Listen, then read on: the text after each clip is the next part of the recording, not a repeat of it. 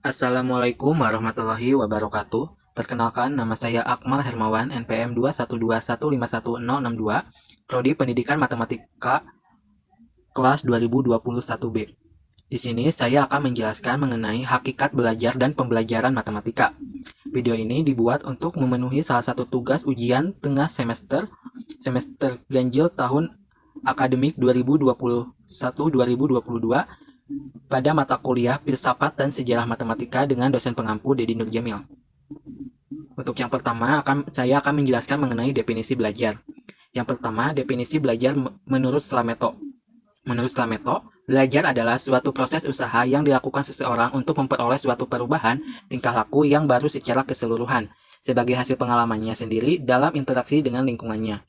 Lalu ada juga definisi belajar menurut Whittaker yang ada dalam Saiful Bahri Zamarah. Menurut Whittaker, belajar dirumuskan sebagai proses di mana tingkah laku ditimbulkan atau diubah melalui latihan atau pengalaman. Yang ketiga, ada definisi belajar menurut Umar Hamalik. Menurut Umar, belajar adalah modifikasi atau memperteguh kelakuan melalui pengalaman. Dari ketiga definisi tersebut, maka dapat disimpulkan bahwa belajar adalah suatu proses usaha dalam memperoleh, mengubah, maupun memperteguh tingkah laku melalui latihan dan pengalaman. Selanjutnya, ada definisi dari matematika. Definisi dari matematika ini ada 3 definisi dari berbagai ahli. Yang pertama, menurut Johnson dalam Russependi. Menurut Johnson, matematika adalah unsur-unsur yang tidak didefinisikan, definisi, aksioma, dan dalil-dalil di mana argumen setelah terbukti valid pada umumnya, karena matematika ini sering disebut sebagai ilmu deduktif. Definisi yang kedua yaitu menurut Kleene. Menurut Kleene, matematika adalah makalah penelitian tentang pola dan hubungan, jalan atau pola berpikir, suatu seni, bahasa, dan alat-alat. Yang terakhir ada definisi matematika menurut Suarsono. Menurut Suarsono, matematika adalah ilmu yang memiliki karakteristik khas, yaitu benda abstrak, simbol penggunaan yang tidak banyak digunakan dalam kehidupan sehari-hari, dan proses berpikir yang dibatasi oleh aturan yang ketat. Dari ketiga definisi matematika menurut ahli tersebut, maka dapat disimpulkan bahwa matematika adalah ilmu yang memiliki karakteristik khas dan unsur-unsur yang digunakan sebagai alat dalam kehidupan sehari-hari, sebagai hasil dari pola atau proses berpikir. Selanjutnya ada definisi pembelajaran. Definisi pembelajaran ini ada 3 definisi. Yang pertama, definisi menurut Gagne. Menurut Gagne, pembelajaran adalah seperangkat peristiwa eksternal yang dirancang untuk mendukung beberapa proses belajar yang bersifat internal. Yang kedua, definisi belajar menurut Corey. Menurut Corey, pembelajaran adalah suatu proses di mana lingkungan seseorang secara sengaja dikelola untuk memungkinkan ia turut serta dalam tingkah laku, dalam kondisi khusus, atau menghasilkan respon terhadap situasi tertentu. Yang ketiga, ada definisi pembelajaran menurut Rahil Muwahhidin. Menurut Rahil, pembelajaran adalah perubahan tingkah laku yang melibatkan keterampilan kognitif, yaitu penguasaan ilmu dan perkembangan kemahiran intelek. Dari ketiga definisi pembelajaran tersebut, maka dapat disimpulkan bahwa pembelajaran adalah suatu seperangkat peristiwa-peristiwa yang disengaja, dirancang atau dikelola untuk mendukung proses belajar dalam proses perubahan tingkah laku yang melibatkan keterampilan kognitif atau menghasilkan respon terhadap situasi tertentu. Selanjutnya ada definisi mengenai belajar matematika. Definisi mengenai belajar matematika ini ada dari 3 ahli. Yang pertama, menurut J. Brunner, belajar matematika ialah belajar tentang konsep-konsep dan struktur matematika yang terdapat dalam materi yang dipelajari serta mencari hubungan antara konsep-konsep dan struktur-struktur matematika. Yang kedua, definisi belajar matematika menurut J.V. Dines. Menurut Dines, belajar matematika adalah setiap konsep atau prinsip matematika dapat dimengerti secara sempurna hanya jika pertama-tama disajikan kepada siswa dalam bentuk konkret. Yang ketiga, definisi belajar matematika menurut Kolb. Menurut Kolb, belajar matematika adalah proses memperoleh pengetahuan yang diciptakan atau dilakukan oleh siswa itu sendiri melalui transformasi pengalaman individu siswa. Dari ketiga definisi belajar matematika tersebut, maka dapat disimpulkan bahwa belajar matematika adalah proses belajar yang diciptakan atau dilakukan oleh siswa mengenai konsep, prinsip, dan struktur matematika yang dipelajari dan dapat disajikan dalam bentuk konkret melalui transformasi pengalaman siswa. Yang terakhir ada definisi pembelajaran matematika. Definisi pembelajaran matematika ada dari ketiga ahli. Yang pertama, menurut Rusyanti.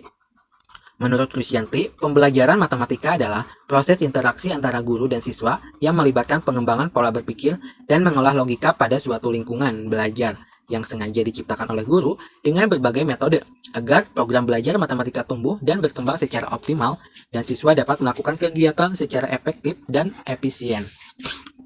Yang kedua, definisi pembelajaran menurut Sudiati. Pembelajaran matematika adalah proses pemberian pengalaman belajar kepada siswa melalui serangkaian kegiatan yang terencana sehingga siswa memperoleh kompetensi tentang bahan matematika yang dipelajari.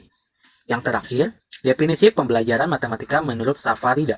Menurut Safarida, pembelajaran matematika merupakan suatu proses tidak hanya mendapat informasi dari guru, tetapi banyak kegiatan maupun tindakan dilakukan terutama bila diinginkan hasil belajar yang lebih baik pada diri peserta didik. Dari ketiga definisi pembelajaran matematika tersebut, maka dapat disimpulkan bahwa definisi pembelajaran matematika adalah suatu proses interaksi antara guru dan siswa dalam memberikan pengalaman belajar melalui serangkaian kegiatan maupun tindakan yang terencana dengan melibatkan pengembangan pola berpikir dan mengolah logika sehingga siswa dapat memperoleh kompetensi dan hasil belajar yang lebih baik. Untuk selanjutnya ada karakteristik dari pembelajaran matematika. Karakteristik pembelajaran matematika di sekolah menurut Suherman yaitu sebagai berikut. Yang pertama, pembelajaran matematika berjenjang. Maksudnya, materi pembelajaran diajarkan secara berjenjang atau bertahap, yaitu dari hal konkret ke abstrak, hal yang sederhana ke kompleks, atau konsep mudah ke konsep yang lebih sukar. Yang kedua, pembelajaran matematika mengikuti metode spiral.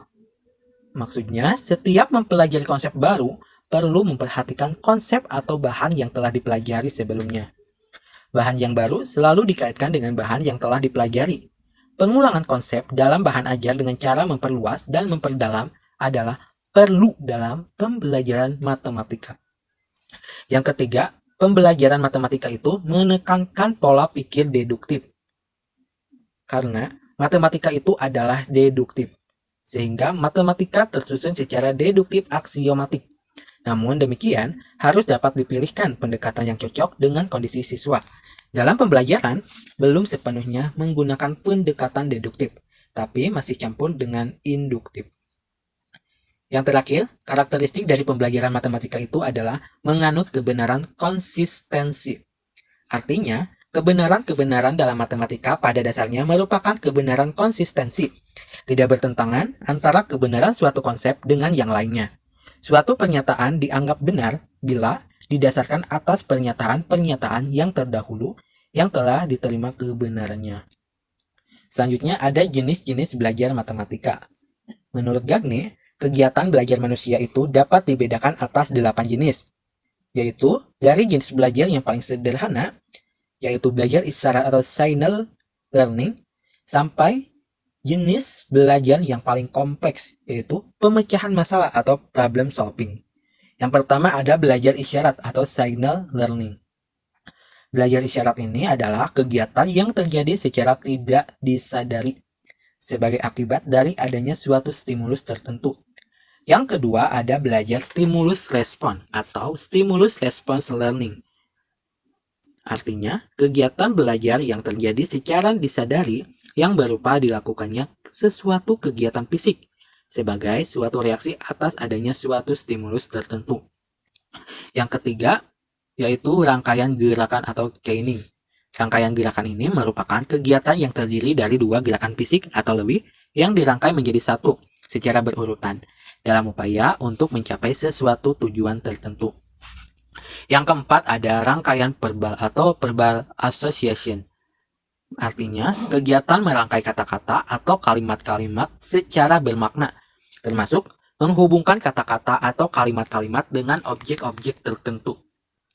Yang kelima ada belajar membedakan atau discrimination learning. Belajar membedakan merupakan kegiatan mengamati perbedaan antara sesuatu objek yang lain. Yang keenam ada belajar konsep atau concept learning. Adalah kegiatan mengenali sifat yang sama yang terdapat pada berbagai objek atau peristiwa. dan kemudian memperlakukan objek-objek atau peristiwa-peristiwa itu sebagai suatu kelas, disebabkan oleh adanya sifat yang sama tersebut. Untuk yang ketujuh ada belajar aturan atau rule learning. Adalah kegiatan memahami pernyataan-pernyataan dan sekaligus menggunakannya pada situasi-situasi yang sesuai. Dan yang terakhir ada pemecahan masalah atau problem solving. Pemecahan masalah ini merupakan kegiatan belajar yang paling kompleks. Selanjutnya ada langkah-langkah dari pembelajaran matematika. Yang pertama yaitu ada langkah-langkah menurut Supinah dan Agus Dewe. Menurut Supinah, langkah-langkah pembelajaran matematika adalah sebagai berikut.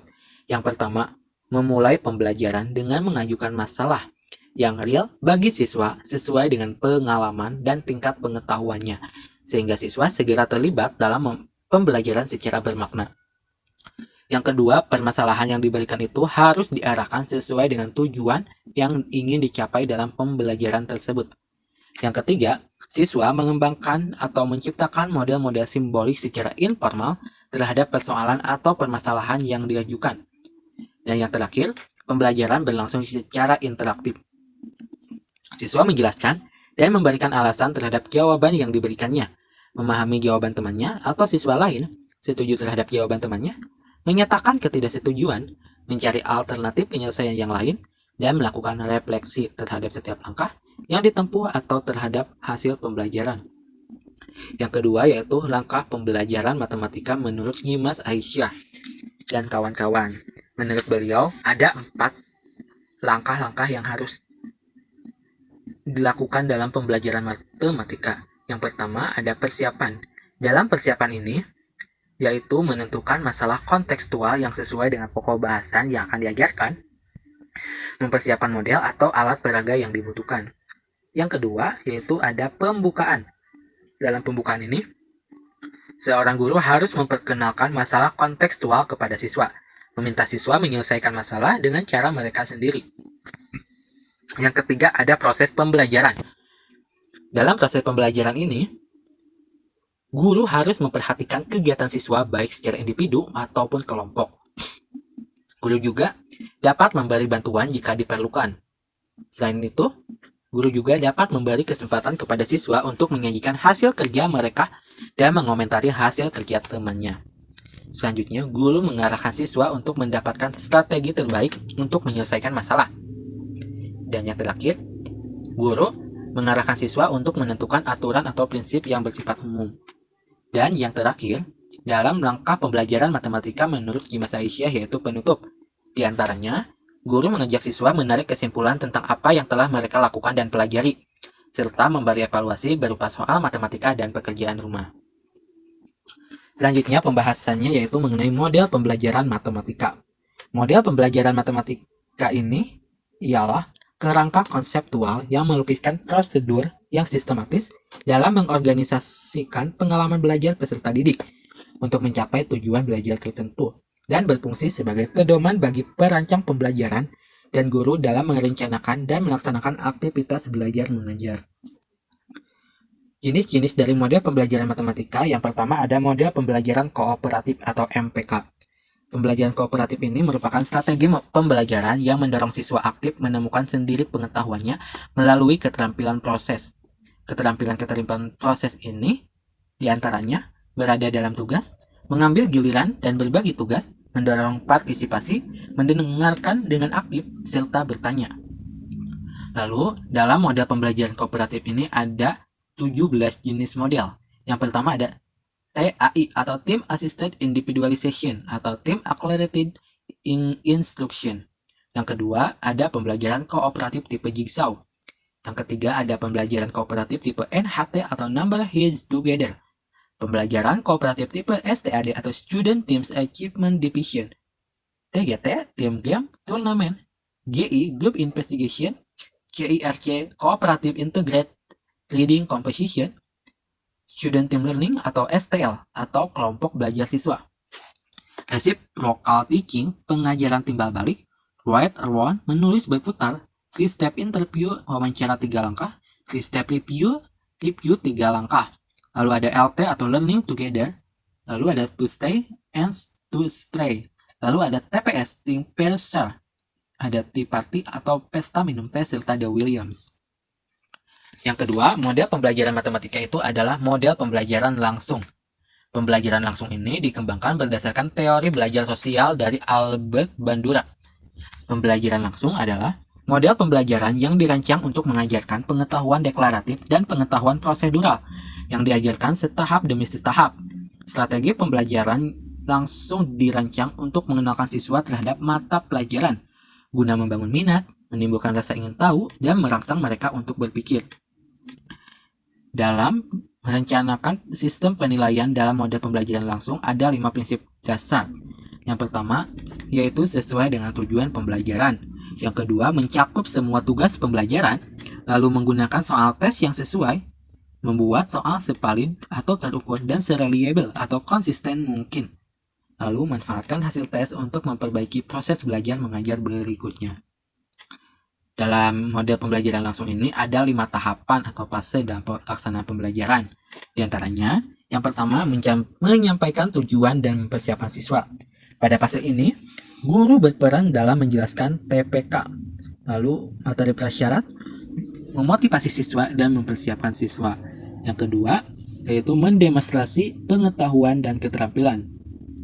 Pada fase ini, guru berperan dalam mendemonstrasikan keterampilan atau menyajikan informasi setahap demi setahap. Yang ketiga yaitu membimbing pelatihan. Pada fase ini, guru berperan memberikan latihan terbimbing. Yang keempat yaitu mengecek pemahaman dan memberikan umpan balik. Pada fase ini, seorang guru berperan mengecek kemampuan siswa seperti memberikan kuis terkini dan memberikan umpan balik seperti membuka diskusi untuk siswa. Yang terakhir, yaitu memberikan latihan dan penerapan konsep.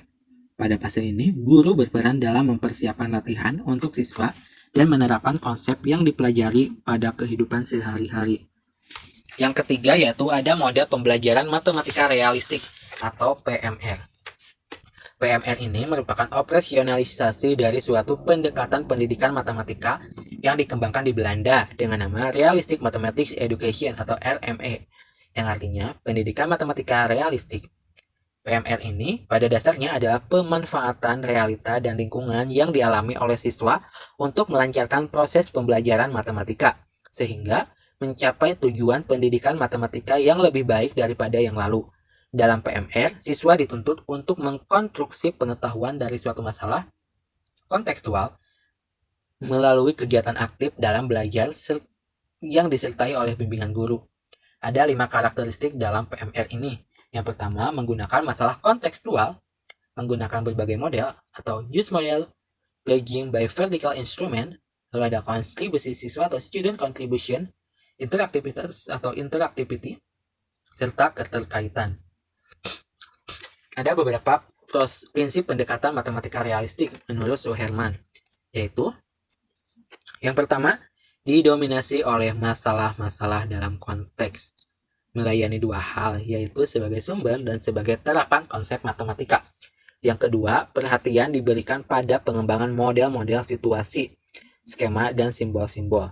Sumbangan dari para siswa sehingga siswa dapat memuat pembelajaran menjadi konstruktif dan produktif. Artinya, siswa memproduksi sendiri dan mengkonstruksi sendiri, sehingga dapat membimbing siswa dari matematika informal menuju matematika formal. Yang keempat ada interaktif sebagai karakteristik dan proses pembelajaran matematika. Serta yang terakhir ada intertwining atau membuat jalan antara topik atau pokok bahasan. Yang keempat ada model listening and problem solving. Kemampuan listening and problem solving ini merupakan keterampilan utama yang harus dimiliki siswa ketika mereka meninggalkan kelas untuk memasuki dan melakukan aktivitas di dunia nyata. Sarana pembelajaran yang diperlukan adalah berupa materi konfrontatif yang mampu membangkitkan proses berpikir dasar, kritis, kreatif, berpikir tingkat tinggi, dan strategi pemecahan masalah non-rutin. Dampak dari pembelajaran ini adalah pemahaman, keterampilan berpikir kritis dan kreatif, kemampuan pemecahan masalah, kemampuan komunikasi, keterampilan menggunakan pengetahuan secara bermakna. Lalu dampak pengiringnya yaitu hakikat tentatif keilmuan, keterampilan proses keilmuan, otonomi dan kebebasan siswa, toleransi terhadap ketidakpastian, dan masalah-masalah non-rutin. Model reasoning and problem solving ini memiliki 5 langkah pembelajaran. Itu merupakan menurut Krulik dan Rudnick. Di antaranya, yang pertama membaca dan berpikir. Yang kedua ada mengeksplorasi dan merencanakan. Yang ketiga ada menyeleksi strategi. Yang keempat menemukan jawaban. Serta yang terakhir yaitu refleksi dan perluasan. Selanjutnya ada model inquiry training. Model ini memiliki 3 prinsip kunci. Yang pertama, pengetahuan yang bersifat tentatif. Yang kedua, memiliki sifat ingin tahu yang alamiah. Dan yang ketiga yaitu mengembangkan individualitas secara mandiri. Strategi yang diperlukan dalam model pembelajaran ini adalah berupa materi konfrontatif yang mampu membangkitkan proses intelektual, strategi penelitian, dan masalah yang menantang siswa untuk melakukan penelitian. Dampak dari model ini adalah strategi penelitian yang dan semangat kreatif, serta dampak pengiringnya yaitu hakikat tentatif keilmuan, otonomi siswa, serta toleransi terhadap ketidakpastian dan masalah-masalah non-rutin. Menurut Joyce dan Weil, model inquiry training memiliki 5 langkah. Yang pertama, menghadapkan masalah. Yang kedua, menemukan masalah. Yang ketiga, mengkaji data dan eksperimentasi. Mengorganisasikan, merumuskan, dan menjelaskan, serta menganalisis proses penelitian. Yang keenam, ada model problem-based instruction. Problem-based instruction adalah model pembelajaran yang berlandaskan paham konstruktivistik yang mengakomodasi keterlibatan siswa dalam belajar dan pemecahan masalah otentik. Sarana pendukung model ini yaitu lembaran kerja siswa, bahan ajar, panduan bahan ajar untuk siswa dan untuk guru, artikel, jurnal, clipping, peralatan demonstrasi atau eksperimen yang sesuai, model analogi, meja dan kursi yang mudah dimobilisasi atau ruangan kelas yang cukup ditata. Dampak dari pembelajaran ini yaitu pemahaman tentang kaitan pengetahuan dengan dunia nyata, serta bagaimana menggunakan pengetahuan dalam pemecahan masalah kompleks. Lalu dampak pengiringnya adalah mempercepat pengembangan self-regulated learning, menciptakan lingkungan kelas yang demokratis dan efektif dalam mengatasi keragaman siswa. Dalam model problem-based instruction ini memiliki 5 langkah pembelajaran. Yang pertama, guru mendefinisikan atau mempresentasikan masalah atau isu yang berkaitan. Yang kedua, guru membantu siswa mengklarifikasi masalah dan menentukan bagaimana masalah itu diinvestigasi. Yang ketiga, guru membantu siswa menciptakan makna terkait dengan hasil pemecahan masalah yang akan dilaporkan. Yang keempat, ada pengorganisasian laporan berupa makalah, laporan lisan, model, program komputer, dan lain-lain, serta presentasi. Yang ketujuh, ada model pembelajaran perubahan konseptual. Model ini terjadi ketika siswa menginginkan merubah pandangannya yang bersifat intuisi tersebut dan mengakomodasikan pengetahuan baru. Sarana pendukung dari model ini adalah lembaran kerja siswa, bahan ajar, panduan bahan ajar untuk siswa dan untuk guru, peralatan demonstrasi atau eksperimen yang sesuai, model analogi, meja dan kursi yang mudah dimobilisasi atau ruangan kelas yang sudah ditata. Dampak dari pembelajaran ini adalah sikap positif terhadap belajar, pemahaman secara mendalam, keterampilan penerapan pengetahuan yang variatif. Serta dampak pengiringnya adalah pengenalan jati diri, kebiasaan belajar dengan bekerja, perubahan paradigma, kebebasan, penumbuhan, kecerdasan inter dan intrapersonal. Selanjutnya, langkah-langkah pembelajaran dalam model perubahan konseptual ini menurut Santiasa ada 6. Yang pertama, sajian masalah konseptual dan kontekstual, konfrontasi miskonsepsi terkait dengan masalah-masalah tersebut, konfrontasi sangkalan berikut, strategi-strategi demonstrasi analogi atau contoh-contoh tandingan, konfrontasi pembuktian konsep dan prinsip secara ilmiah, konfrontasi materi dan contoh-contoh konseptual, serta konfrontasi pertanyaan-pertanyaan untuk memperluas pemahaman dan penetapan pengetahuan secara bermakna. Yang kedelapan ada model group investigation. Ide ini bermula dari perspektif filosofis terhadap konsep belajar. Pada tahun 1916, John Dewey menulis sebuah buku Democracy and Education, yang mana dalam buku tersebut menjelaskan tentang konsep pendidikan bahwa kelas seharusnya merupakan cermin masyarakat dan berfungsi sebagai laboratorium untuk belajar tentang kehidupan nyata. Gagasan-gagasan dari DW ini akhirnya diwujudkan dalam model group investigation yang kemudian dikembangkan oleh Herbert Talen. Sarana pendukung dari model ini ialah lembaran kerja siswa, bahan ajar, panduan bahan ajar, peralatan penelitian, meja dan kursi, atau ruangan kelas. Dampak dari pembelajaran ini ialah pandangan konstruktivistik tentang pengetahuan, penelitian yang berdisiplin, proses pembelajaran yang efektif, dan pemahaman yang mendalam. Serta dampak pengiringnya adalah hormat terhadap HAM dan komitmen dalam bernegara, kebebasan sebagai siswa, penumbuhan aspek sosial, interpersonal, dan intrapersonal. Langkah-langkah pembelajaran dari model group investigation menurut Sapin ada 6. Yang pertama grouping, yaitu menetapkan jumlah anggota kelompok. Ada planning, menetapkan apa yang akan dipelajari. Investigation, saling tukar informasi dan ide. Organizing, anggota kelompok menulis laporan. Presenting, salah satu kelompok menyajikan kelompok lain mengamati. Evaluating, masing-masing siswa melakukan koreksi terhadap laporan masing-masing berdasarkan hasil diskusi kelas. Yang ke-9 ada model konseptual multimodal. Konseptual multimodal ini merupakan model pembelajaran yang digunakan beraneka ragam dan sangat menarik minat anak untuk melakukan suatu pembelajaran pada matematika. Pada model ini, anak dituntut untuk dapat secara kreatif dan inovatif mengembangkan daya berpikir mereka dalam memahami dan memecahkan suatu permasalahan yang ada. Terdapat 7 fase dalam pelaksanaan model konseptual multimodal ini. Fase pertama yaitu menyampaikan tujuan dan motivasi siswa. Yang kedua, menyajikan data. Yang ketiga, mengarahkan permasalahan yang telah ada. Yang keempat dan kelima, membimbing kelompok untuk bekerja dan belajar. Yang keenam, mengajak siswa berdiskusi dan memantapkan materi pembelajaran. Serta yang terakhir, memberi penghargaan. Kelebihan dari model pembelajaran konseptual multimodal ini, yaitu konsep pembelajaran pada matematika akan menarik dan lebih kreatif. Pembelajaran pada matematika itu akan mengembangkan, serta pembelajaran matematika pada model ini dapat menciptakan keterampilan, menyelidiki, dan pemecahan akan masalah yang dialami pada dunia matematika.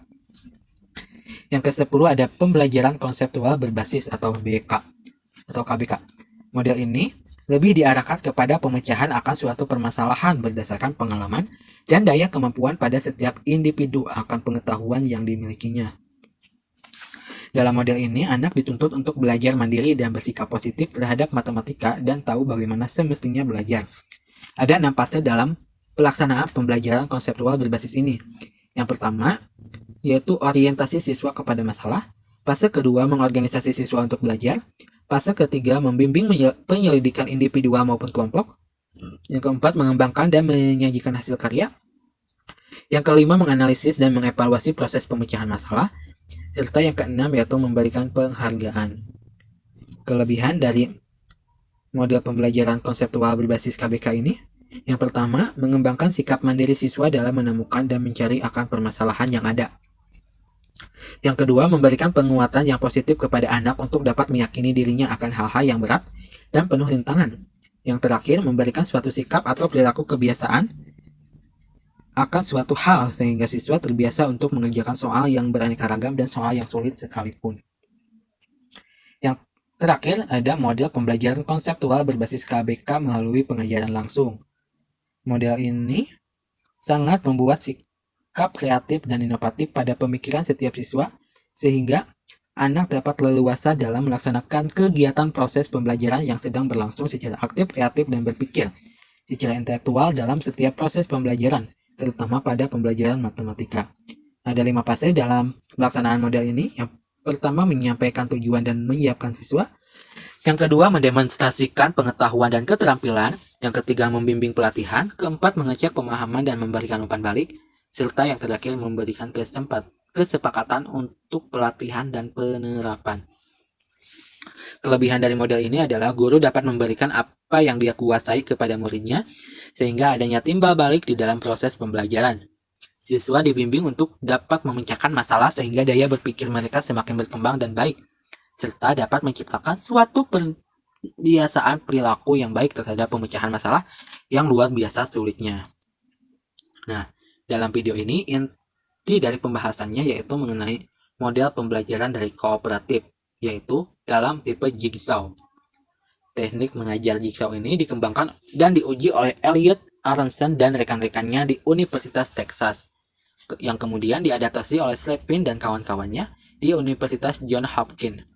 Pembelajaran kooperatif tipe jigsaw ini adalah suatu tipe pembelajaran kooperatif yang terdiri dari beberapa anggota dalam satu kelompok yang bertanggung jawab atas penguasaan bagian materi belajar dan mampu mengajarkan materi tersebut kepada anggota lain dalam kelompoknya. Tahapan-tahapan dalam penerapan pembelajaran model jigsaw ini, yang pertama yaitu pilihlah materi belajar yang dapat dipisahkan menjadi berbagai bagian-bagian.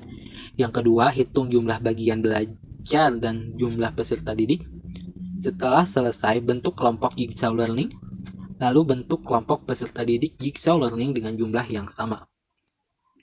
Lalu faktor keberhasilan dari penerapan model ini, yang pertama positive interdependence. Artinya setiap anggota kelompok harus memiliki ketergantungan satu sama lain yang dapat menguntungkan dan merugikan anggota kelompok lainnya. Lalu individual accountability.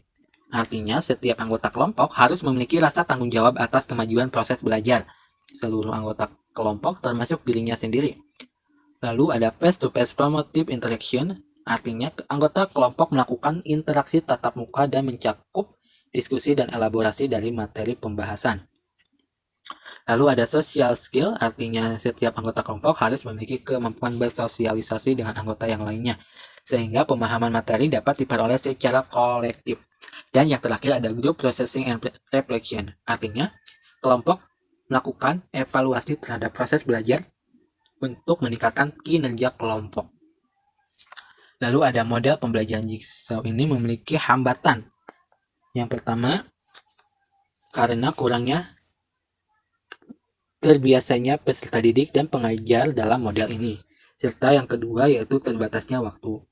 Untuk hambatan yang pertama ini, dikarenakan peserta dan pengajar masih terbawa kebiasaan model konvensional, yaitu pemberian materinya terjadi secara satu arah, yaitu dari guru kepada siswa. Yang kedua yaitu terbatasnya waktu karena model ini membutuhkan waktu yang lebih banyak, sementara waktu untuk melaksanakan model ini harus disesuaikan dengan beban kurikulum. Mungkin cukup sekian yang dapat saya sampaikan. Kurang lebihnya mohon dimaafkan. Wabillahi taufiq wal hidayah. Wassalamualaikum warahmatullahi wabarakatuh.